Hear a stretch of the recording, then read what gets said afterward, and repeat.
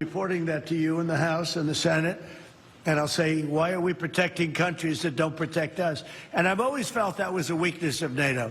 We were going to protect them, but I always said, when in need, they won't protect us. Now, NATO has always evolved with the moment. After the Cold War, it found purpose through humanitarian intervention.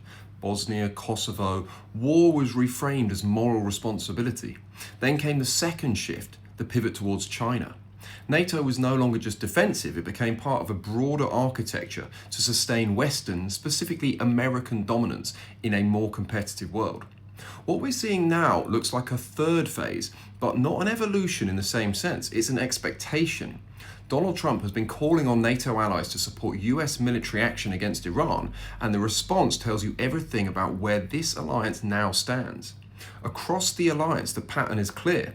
Spain has refused refuelling support, Italy has done the same, and there is no meaningful appetite within NATO to commit forces to the Strait of Hormuz under a US-led escalation. Europe is not lining up behind this war. That matters because it exposes something deeper. In the end of the American empire, I argued that NATO often functions less as an alliance of equals and more as a political extension of US power. Not primarily for military necessity, but for legitimacy. A coalition looks very different to the world than a unilateral action. It distributes responsibility, it softens perception, it creates the impression of consensus. And Trump, in his own way, has been unusually explicit about this. He has repeatedly framed NATO in transactional terms, questioning why the US should defend allies who don't pay enough. He's downplayed allies' sacrifice, despite more than 1,000 non-US NATO personnel being killed in Afghanistan, including 457 British troops, and he's openly derided European military capability. In March, he dismissed Britain's aircraft carriers as toys, saying they were insignificant compared to US power, whilst at the same time still calling for their involvement. So there is a contradiction at the heart of all this. Allies are dismissed as weak, outdated, even irrelevant, but still expected to show up. Not because they change the military balance, the US already dominates that, but because they change how the war is perceived. This is not about capability, it's about legitimacy. And that's the difference between an alliance of equals and a system where others are expected to provide political cover.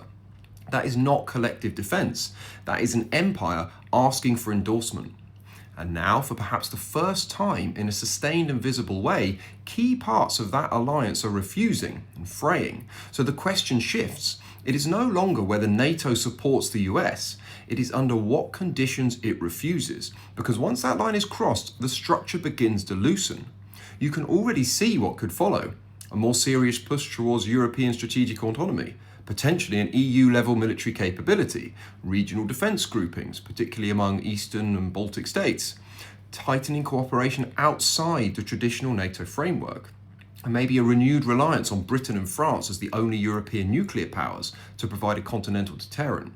None of this will replace NATO overnight, but all of it points in the same direction: decentralisation of Western security.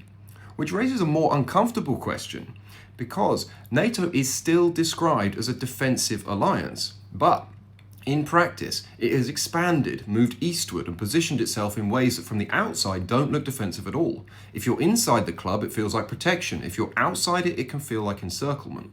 And that perception matters, because great powers don't just respond to capabilities, they respond to intent, proximity, and perceived threat.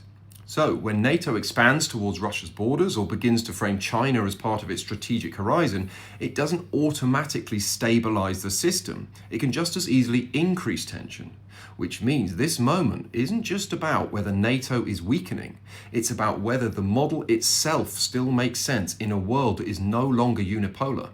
Because if the alliance is no longer trusted internally and increasingly viewed with suspicion externally, then what exactly is it stabilizing?